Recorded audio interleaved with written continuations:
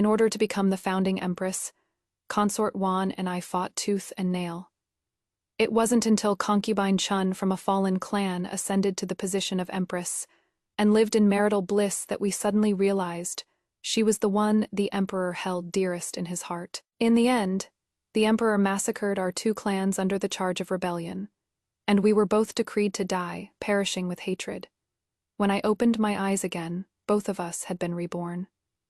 I have decided to choose one person between Consort Wan and Consort Jin to temporarily manage the Phoenix Seal. The concubines from the various clans all looked towards me, and Consort Wan, some with envy, some with jealousy.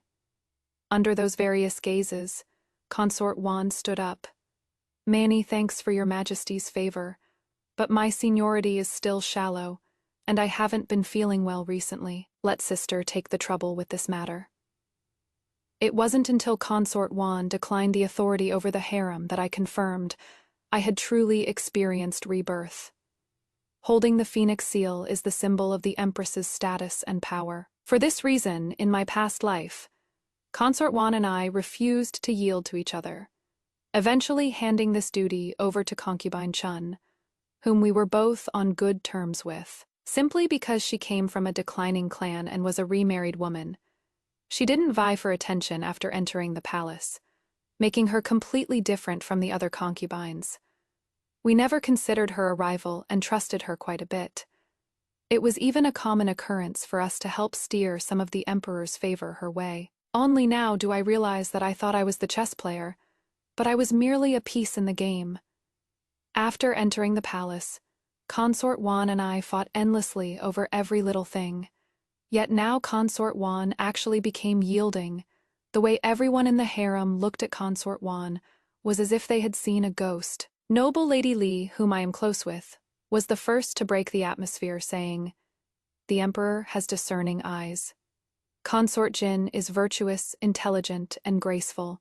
She will certainly be able to manage the harem's affairs well for the Emperor." Noble Lady Li wanted the Emperor to solidify my status, but the Emperor didn't take the cue, instead asking Consort Wan, "Since Consort Wan has been unwell lately, let your sister take care of you more.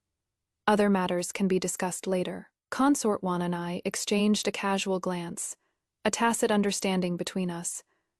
Others might think the Emperor said this because he wanted to give the Phoenix Seal to Consort Wan to manage, but only we knew he wanted to save it for his beloved concubine Chun. In the previous life, we were used as whetstones and shields.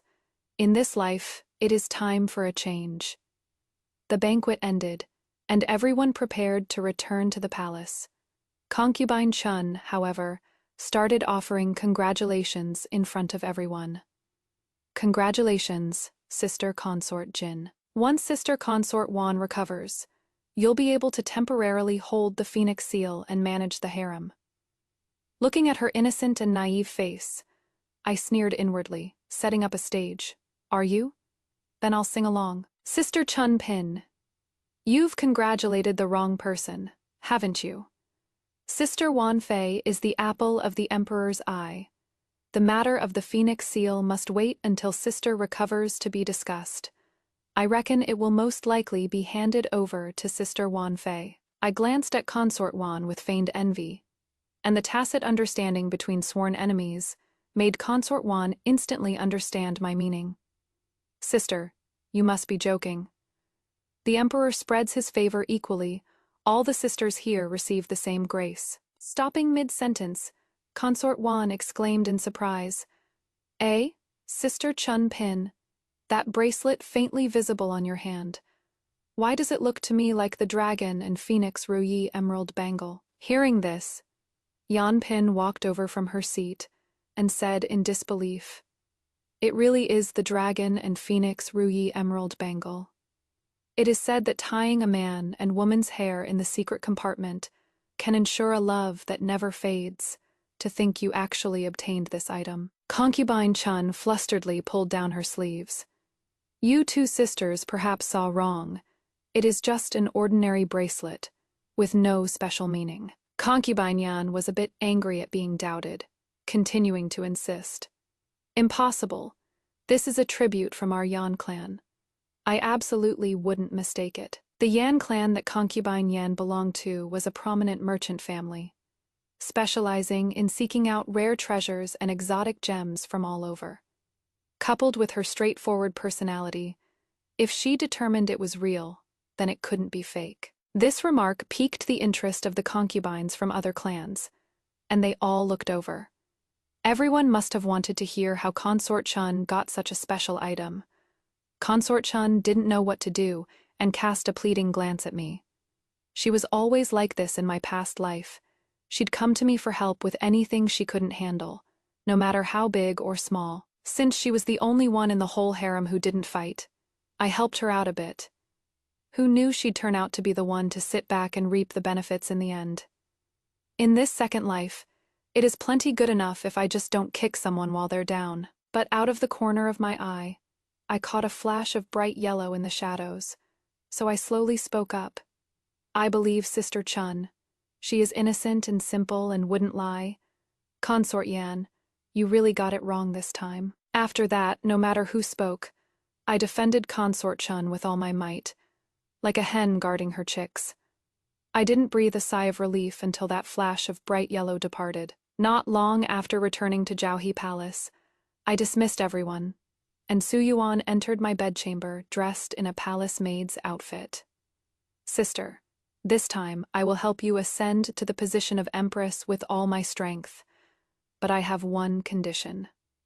Her gaze turned vicious as she whispered in my ear. Her idea coincided exactly with mine.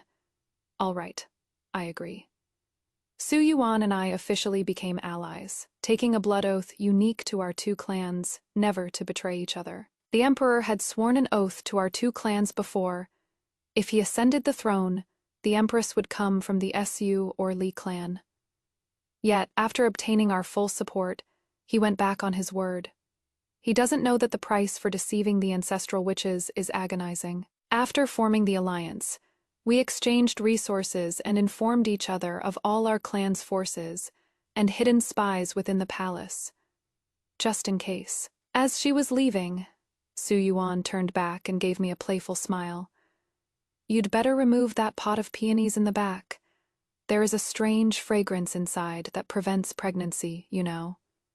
No wonder I couldn't get pregnant no matter what I tried in my past life. Since she is showing such sincerity, I'll lay my cards on the table too.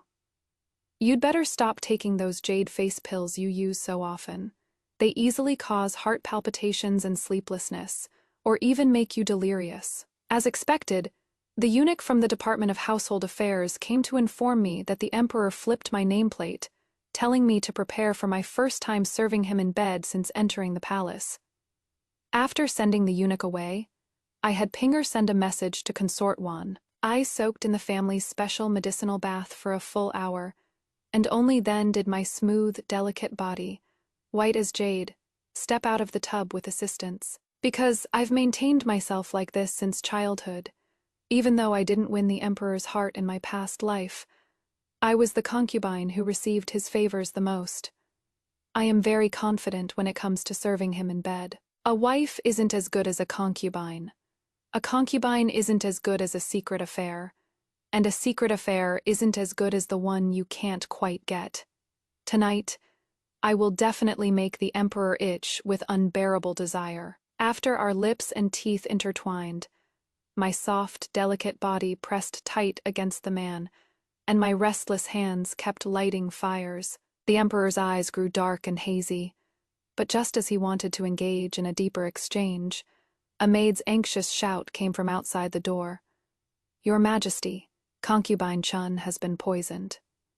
Upon hearing this, the Emperor was stunned for a moment, then got up and walked toward the door. Your Majesty, wait for me. Perhaps because I was too deep in character just now, my voice still carried a soft, sticky charm. But the Emperor didn't stop his steps, leaving only a hastily retreating figure. Pinger came in to dress me. I sat before the bronze mirror and rubbed my eyes hard, switching to an expression of suppressed grievance, then followed after them with satisfaction. By the time I reached Jinghua Hall, I happened to hear the imperial physician's diagnosis. Answering Your Majesty, Her Highness likely consumed aconite by mistake. Fortunately, she didn't ingest much. This humble subject will prescribe an antidote immediately, and she will be fine. The emperor spoke in a furious tone. Investigate this for us. Get to the bottom of this matter. I secretly pulled my clothing down a bit and walked in with a worried look. How is Sister Chun doing? These people are truly presumptuous. The emperor knocked the tea handed to him by Eunuch Fu onto the ground. Frightened, I took a step back and knelt down to pay my respects. After a long while, the emperor walked over and helped me up. Did I scare you? Chun is fine. We are just angry to think there is such a vicious person in the inner palace. If this isn't investigated thoroughly, there will be chaos in the future. I remained silent on the surface, but secretly anticipated in my heart. If it turns out to be the doing of your heart's darling Chun, what kind of expression will your majesty have then? The emperor stared at the red mark on my neck, his tone softening considerably. Chun shouldn't be in any danger. Beloved consort, you should go back and rest. I put on a desolate expression. Then this concubine will return to Jiaohe Palace. As soon as I returned to Jiaohe Palace, rare treasures were sent in continuously. It seems the investigation is just about done. He feels guilty and wants to make amends. The next day, the matter of Chun poisoning was clarified by Eunuch Fu. It was a maid in Chun palace who, harboring resentment after being punished for a mistake, had maliciously plotted the harm. The emperor ordered her to be beaten to death. Consort Wan and I learned through an insider that the truth Eunuch Fu uncovered is that all evidence points to Consort Chun staging the whole thing herself. The emperor gave Consort Chun a way out, but a thorn has ultimately been planted in his heart. The moment you made a move, sister, that Buddhist-style innocent little white flower really exposed her true nature of vying for favor. I calmly took a sip of tea. I noticed it in my past life. I know that in the end, she was the one who had the two of us executed. Su Yuan froze, endless chills bursting from her eyes. No wonder, that day, I bitterly begged the eunuch to tell the emperor I was pregnant. Yet those castrated men still unscrupulously strangled me with white silk. I thought the emperor didn't even want his own child, but it turned out to be her. This time, it was my turn to be shocked. Consort Chun couldn't even tolerate an unborn imperial heir. With such character, how is she fit to be the empress? I can't believe she is this stupid. We just let her find out about your seductive figure, sister. Plus a few whispers from the servants. And she got jealous enough to stage her own poisoning. Doesn't she know that regarding serving the emperor in bed, she can block it for a moment, but can she block it forever? I stroked Consort Wan's hand. You are clever, sister. Since we get a do-over, let's not be shields anymore. Why not let the arrows aimed at her come a bit more violently? Su Yuan nodded knowingly. Then let's not let her off easily. A few days later, the emperor was overwhelmed in the Qinzheng Hall. The vassal tribes were restless with a hint of rebellious intent, requiring troops to suppress them. Yet a suitable candidate could not be found. Meanwhile, the story of the emperor flying into a rage over Concubine Chun's poisoning spread vividly throughout the entire harem. Everyone's eyes were focused on Concubine Chun. Some even dug up the history between her and the emperor from their childhood, firmly cementing her title as the favored concubine. Once the emperor found out about this, he investigated the source of the rumors, confined Concubine Yan for half a year, and fined her a year's allowance. Little did he know, the heavier the punishment, the more it confirmed the rumors. Consort Wan and I couldn't help but sigh. If the war hero Prince Rui hadn't gone missing with heavy injuries back then, and had ascended the throne instead, that would have been truly well-deserved. People in the harem started making moves against Concubine Chun to test the emperor's affection. Just when Consort Wan and I thought the emperor would openly protect her, he unexpectedly turned a blind eye, delusionally thinking he could prove the rumors false in his own way. While Concubine Chun's monthly allowance was being docked, and she was being punished by kneeling whenever she went out, the emperor summoned me to serve in bed every day, venting his lust every night, shifting everyone's attention back onto me. If he didn't stare at me while I drank the health tonic, after serving him every day, I might have almost believed I was the emperor's favored concubine, too. This so-called great tonic was actually a contraceptive. It was only when I was on the verge of death in my past life that I learned. Before concubine Chun fell pregnant, everyone in the harem had to drink this contraceptive soup. Thinking of this, I sent a secret letter home. Half a month later, the investiture book, the phoenix seal, and the imperial decree to temporarily manage the harem were delivered together to Jiaohe Palace. Now that the harem had someone in charge, concubine Chun came running to me, weeping and complaining. She said rumors were being spread about her, drawing everyone's jealousy and hatred, and that her allowances for clothing and food were being docked. Listening to the chattering in my ears, my thoughts drifted outside the palace. Consort Wan's father fell suddenly ill, and the emperor allowed her to return home to visit her family. We agreed to correspond daily, yet contact has been cut off for the past few days. This didn't happen in my past life. I had an increasingly ominous premonition. After casually sending concubine Chun away, Eunuch Fu came to inform me that the emperor intends to hold a small family banquet at Qinghui Hall, the day after tomorrow, to celebrate Prince Rui's victorious return, and I am to organize it. I remembered that, in my past life, concubine Chun was managing affairs, so this task was handled by her. In order to show off my talents before the emperor, I had helped her arrange quite a lot of it back then, so handling it now is second nature to me. Thinking about how I would get to see Prince Rui this time, I formed a new plan. I took out the drugs sent from home half a month ago and instructed my mole in Jinghua Hall to wait for a chance to administer them to concubine Chun. On the day of the family banquet, I specially wore a floral kingfisher feather hairpin that had been gathering dust for a long time. When I arrived at Qinghui Hall with the emperor, Prince Rui had been waiting for a long time. He was dressed in a black python robe, his temperament extraordinarily noble, even surpassing the Son of Heaven seated in the place of honor. After exchanging greetings, his gaze lingered on the hairpin. He froze for a moment, then quickly withdrew his gaze.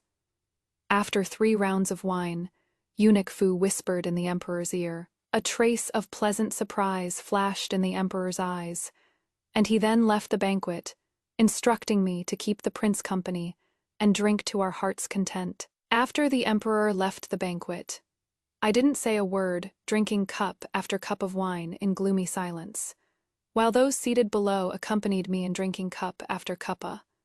Moment later, I stood up in a daze. The night is deep. People have been sent to tidy up Qianqiu Hall. The prince should rest in the palace tonight. I am overcome by the wine, so I shall excuse myself first. My hairpins and jewelry removed, I signaled Pinger with a glance, leaving me all alone in the vast bedchamber. Under the dim candlelight, a black figure leaped in through the window, coming straight at me until cornering me against the wall. Yuaner, long time no see. Gentle, warm breath drifted into my ear, like a whisper between lovers. I calmly met his gaze, took out a hairpin. I wonder if I can call in a past favor and ask your highness for a little help. He chuckled lightly. A small favor. This prince remembers the promise of this hairpin was, if you wear this hairpin, I will marry you. How does Yuaner want this prince to help? If one could marry their beloved, who would choose to intrude on another's relationship, fighting for that bit of meager favor in this ice-cold place. If your highness doesn't want to help, then, the waist beneath him tightened. He suddenly lowered his head and captured my lips. I pushed him away hard. If your highness thinks I am not dying fast enough, then continue. If you are willing, I can take you away at any time. Saying that, he leaned down, wanting to once again. I raised my hand to block him, saying unhappily, I have serious business to discuss with your highness. My serious appearance made him gradually sober up. How does Yuaner want me to help you? I told him about the matter regarding Consort Wan and asked him to help me scout the situation. As he was about to leave, I spoke with difficulty, eyes holding tears. That day, I did not intentionally break my promise. Father said the divination predicted that if I didn't enter the palace, the Liu clan would cease to exist. I had no choice. He gently wiped the tears from my cheek for me. I know. The sleeping hall was left with just me alone again. Clutching the exquisite hairpin in my hand, I smiled with satisfaction. 2 years ago, during the process of unifying the world, a massive battle broke out, causing heavy losses. The late emperor and 3 princes died on the battlefield, and Prince Rui went missing with his whereabouts unknown. The sorcerer's divination showed that Prince Rui was alive and in the south. I proposed to Father that I go to Chongguang Temple to chant scriptures for the late emperor and pray for Prince Rui to contribute my humble effort. After Father agreed, I, however, sent people to secretly search for Prince Rui's whereabouts, just to make the future monarch owe me a debt for saving his life, paving the way for my position as Empress. I know full well that the highest position for a woman in this world does not just rely on talent and virtue, but relies more on the heart of the man in the highest position. But no matter which faction searched, none could find Prince Rui. I figured he probably didn't dare reveal himself and had gone incognito. So I had the shadow guards look for anyone acting suspicious or with an unknown identity.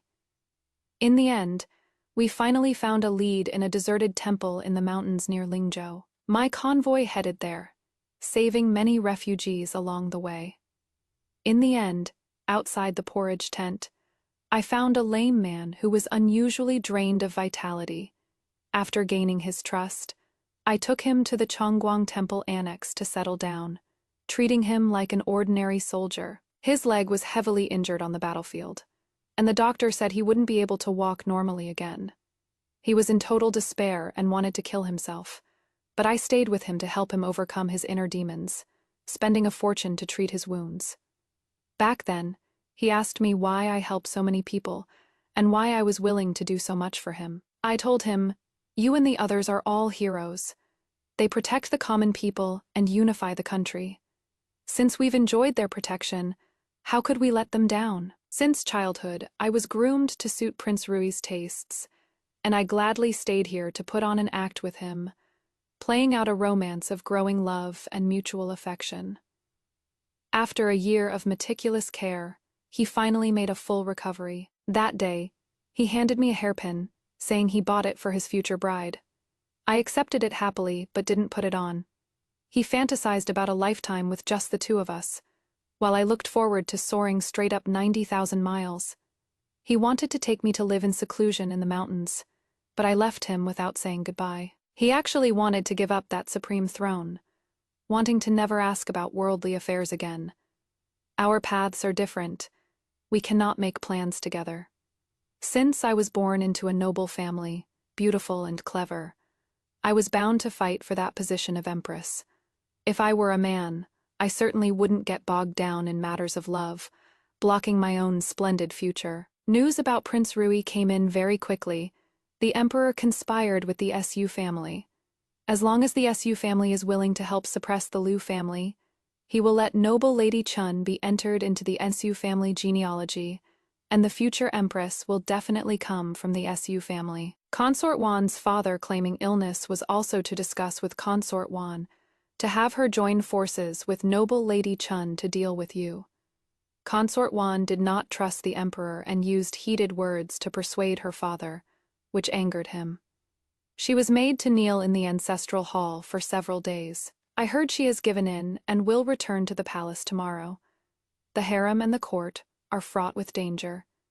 Yuaner, if you are willing, I can take you away at any time. Looking at the last few sentences, I couldn't help but laugh out loud. Since I have entered the harem, why fear the struggle? The winner becomes king, while the loser becomes a bandit.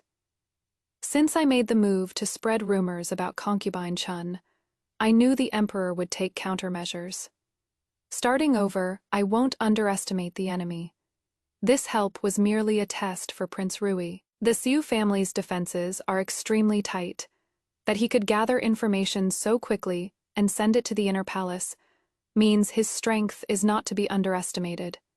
Since he is useful, I must maintain him. After burning the letter, I wrote him a reply with earnest words, expressing my sincere feelings for him and the helplessness of being forced to stay in the inner palace. I didn't know how many of his people were in this palace. Late at night, he slipped into my bedchamber again, telling me to wait for him to take back everything that belonged to him, wait for him to come protect me and my family. Hearing this, I nodded with eyes full of delight. All right, go fight for power. Go throw the court into chaos. I was in a great mood. I kissed his lips, taking in every bit of his scorching love. The bed curtains fell, covering a bed of spring scenery. I asked him to help me find that colorless, odorless infertility drug that no one can detect. These past few days, the Emperor has been immersed in the joy of Consort Chun's pregnancy and has been quite lax about contraception. I am going to use this medicine on the Emperor to make him impotent. That way, in the whole harem, only I will be able to get pregnant. Under the Emperor's decree, noble Lady Chun of the Chen clan, who came from a fallen family, has now reclaimed her roots in the Su clan and become Consort Wan's own younger sister. The news of Concubine Chun's pregnancy also spread throughout the harem, and the Emperor promoted Concubine Chun to Consort Chun. Among the 3 consorts, 2 were from the Su clan, breaking the balance between the Su and Lu clans. It was obvious at a glance which side the Emperor favored, and the tide in both the court and the harem was nearly turning completely to one side. With a backer, the Emperor no longer bothered to hide his fondness for Concubine Chun. Using a trivial matter as an excuse, he stripped me of my book and phoenix seal and confined me to the palace, just like how he casually ordered my death in my past life. The book and phoenix seal went to the 2 consorts Su, with each holding half the power. The maids and eunuchs serving in the palace were reduced by more than half. Going from a bustling doorstep to being completely ignored took nothing more than a single sentence from the one in power. Consort Wan entered Zhaohe Palace dressed as a maid once again. Sister, the Emperor swore an oath in front of father that the Empress must come from the Su family. No matter how much I tried to persuade him, father actually believes it completely. Now, father wants me to cooperate with Consort Chun. If I don't, he'll send another member of the Su family into the palace to replace me. Consort Wan perhaps doesn't understand why the Su and Lu families put so much faith in oaths. But before I died in my past life, I learned from Prince Rui that breaking an oath and deceiving the ancestral witch leads to the severing of one's bloodline. Even if a child were lucky enough to be born, they wouldn't live past 3 years old. The former number 1 noble clan, the Guiyang clan, vanished because of this. Therefore, both the Su and Lu families, as well as the late emperor, strictly abided by their oaths. However, the current emperor is a usurper. The late emperor never told him about this, so he has been using oaths to constantly seek benefits for himself. Seeing the resentment in Consort Wan's eyes, I comforted Consort Wan. In that case, sister, you should cooperate well with Consort Chun. Help her deal with me ruthlessly. Make me as miserable as possible. Sister, you know full well that Consort Chun and I are like fire and water yet. Stopping mid-sentence, she looked at me with sudden realization. I nodded. Now that she is heavily favored and holds great power, the thing to fear most is her being cautious and abiding by the rules. Don't you agree? I understand. Rest assured, sister. I will definitely cooperate well with her. Perhaps in revenge for me not backing her up last time. The Food Bureau and Clothing Bureau under Consort Chun's control are especially harsh toward Zhaohe Palace. The food sent daily is spoiled, and the winter clothing is extremely rough. With me confined in the palace, it was actually easier for Prince Rui to sneak in to see me. Looking at the food before us, his brows furrowed tight, and his handsome face darkened. From then on, separate meals were sent into Zhaohe Palace every day.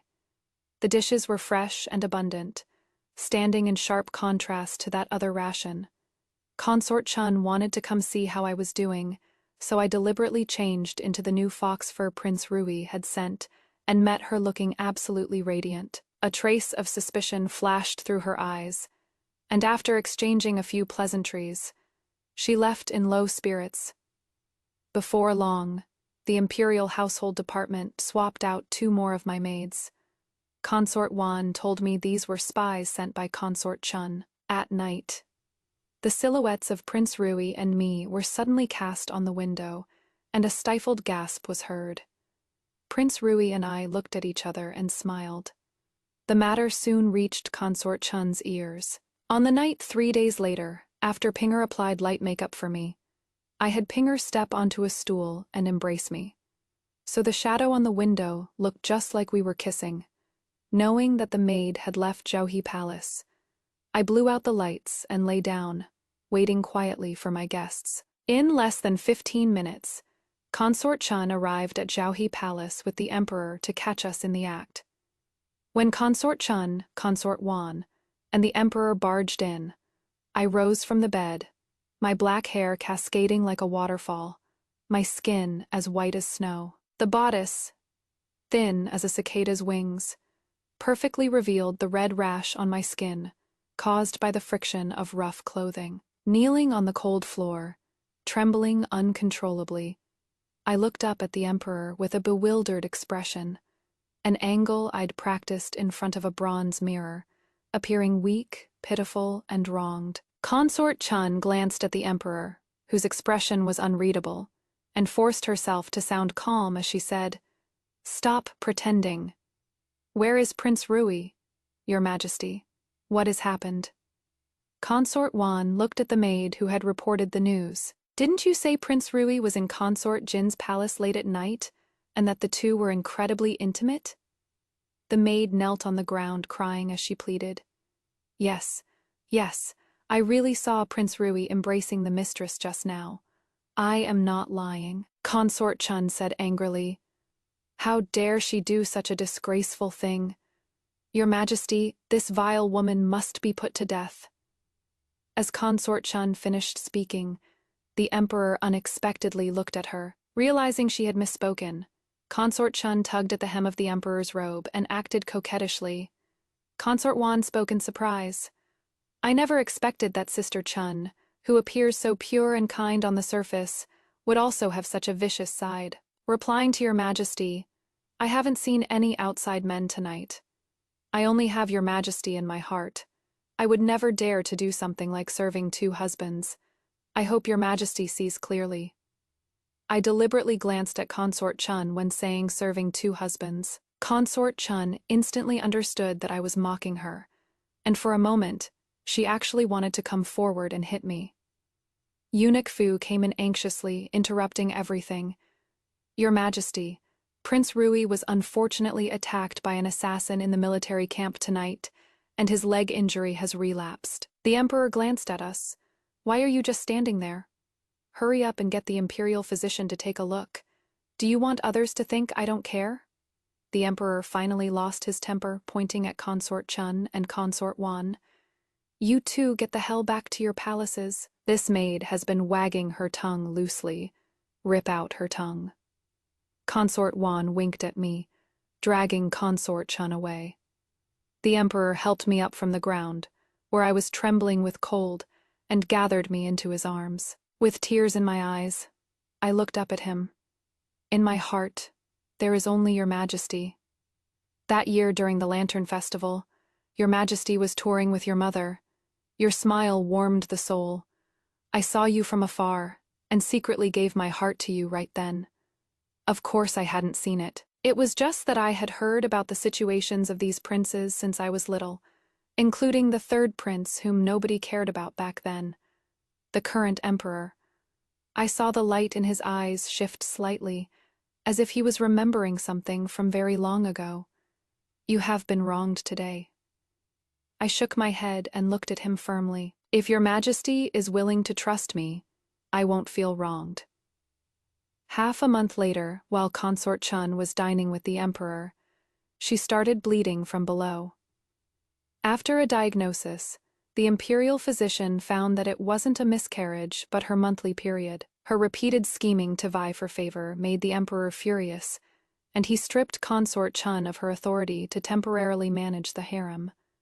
At the same time, I also became pregnant. The emperor was afraid of repeating past mistakes, so after having several imperial physicians confirm it repeatedly, he named me noble consort to take charge of the empress's seal after giving birth. But he didn't know that the physicians in the imperial hospital were already Prince Rui's men. Lying about the months was a piece of cake. You can't blame me either. It is the ancestral witch's prophecy. I had to believe it. I didn't want the child to die before 3. So this child had to be Prince Rui's after. I became pregnant. I don't know if it was because he was afraid I'd take it hard, or because Prince Rui's power was growing. But the emperor stopped suppressing the Liu family. Instead, he focused entirely on preventing Prince Rui from seizing the throne, shutting himself in the imperial study every day. After all, Prince Rui was the heir acknowledged by the late emperor, the one the officials' hearts favored. As for him, he merely used the support of the noble clans to steal someone else's fruit. His title was unjustified. His words carried no weight.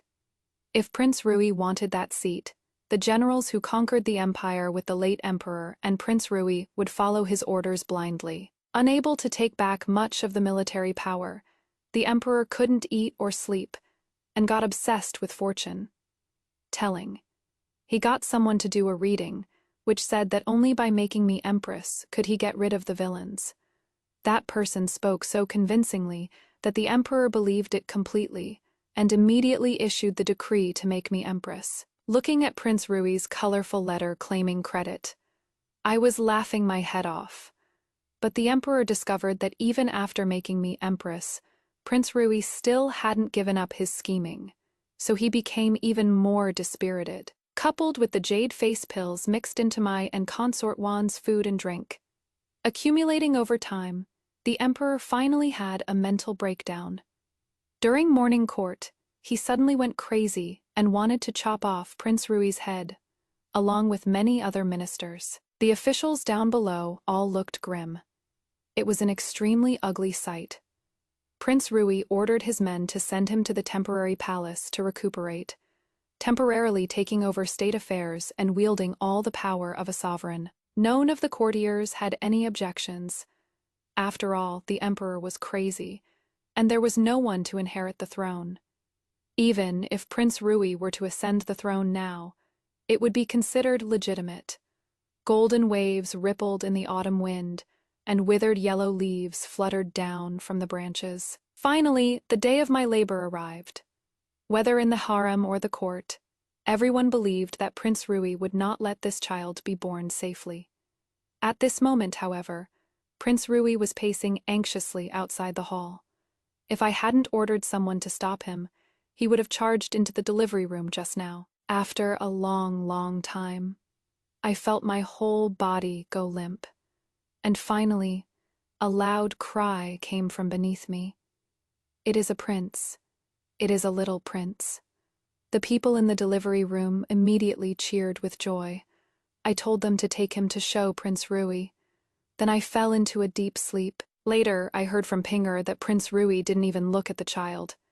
He rushed into the delivery room like an arrow from a bow, holding my unconscious body and crying bitterly, until the imperial doctor reminded him that I had just fainted from exhaustion and was in no serious danger. After drinking the herbal medicine prescribed by the imperial physician, I gradually got my energy back. Looking at the child in the swaddling clothes, he looked incredibly pleasing to the eye, and I couldn't help but make funny faces to tease him. How about Hanger for a nickname? After saying that, I looked at Prince Rui again. You pick the official name. You have to come up with something imposing, okay? I didn't know what triggered him. Prince Rui actually had the desire to declare himself emperor. When he mentioned it to me, alarm bells instantly went off in my head, and I firmly opposed it. He explained patiently. I want the whole world to know that you aren't his empress. You are my woman. I want to share a bed with you in life, and a grave with you in death, I cried out in anger. So you are going to let me be reviled by the whole world, to become a laughingstock for everyone's gossip? Your Honor, he still wanted to persuade me, but I turned my back firmly, unwilling to continue. Why would I care about other people's opinions? It is just that he can't be the emperor, and even if he changes his mind, the Empress won't change. Only then can I sit in this position with peace of mind. It was silent behind me. A moment later, I hugged him and whispered, "Why care about those empty titles? You are the only husband in my heart. When Hanger grows up, I will retire to the mountains with you. We will be an ordinary, loving couple, and be buried together after we die. How does that sound?" He sighed and said with relief, "All right, I'll listen to you, Honor. As long as I can be with you, Honor, every moment, I ask for nothing else." Seeing him relent, I finally felt relieved. I demoted Consort Chun to a commoner to go with Consort Wan to the temporary palace and serve the emperor. Once the deed is done, I'll leave those two for her to torture as she pleases. This is what I promised Consort Wan from the very beginning. Consort Chun's original family, the Chen clan, has also disappeared. Mercy to the enemy is cruelty to oneself.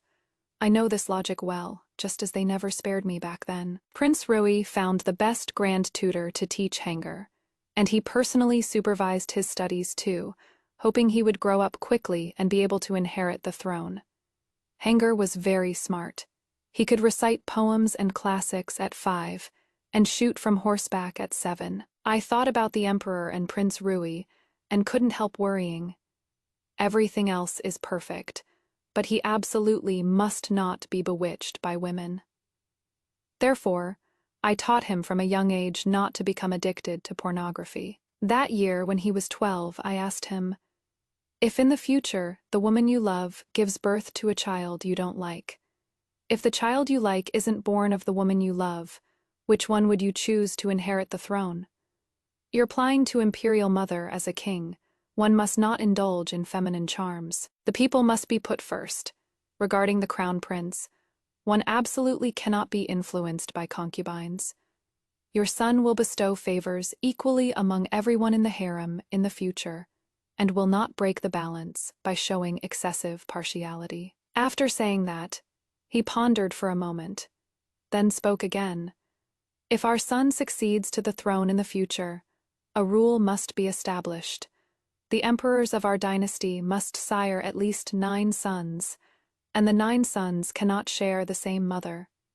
The next monarch is to be selected based on their character and talent." Hearing this, I was shocked, yet also very relieved. As Prince Rui lay dying, he held me tightly. "Your Honor, I truly regret that we still couldn't retreat to the mountains and become a proper husband and wife. I want you to promise me that you'll be buried with me later, okay?" I nodded. "I promise you, I will definitely be buried with you." Receiving the affirmative answer, he finally closed his eyes. "Sorry, only when you are dead can I truly be at ease."